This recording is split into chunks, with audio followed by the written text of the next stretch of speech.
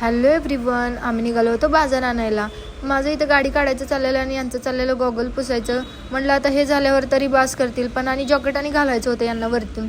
मग काय वातावरण तर एक नंबर झालेलं. जायचं होतं बाजार आणायला आणि गेलो कॉस्मेटिकच्या दुकानामध्ये. मग काय तिथं कोणते कोणते शेड चांगले दिसते ते लावून बघायचं चाललं होतं माझं.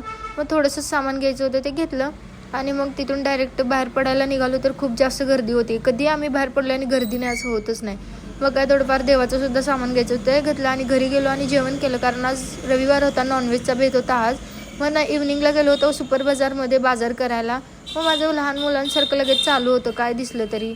आता छत्री घ्यायची नव्हती तरी पण त्याच्याशी खेळायचं होतं. मग बिल वगैरे पे केलं सगळं.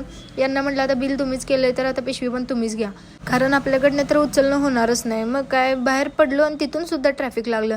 मग घरी येताना वडे घेतले होते ते खाऊन घेतले आणि बरं वाटत नव्हतं म्हणून आम्ही दवाखान्यात गेलो होतो. आणि असा होता आमचा आजचा दिवस. चला भेटू उद्याच्या ब्लॉगमध्ये.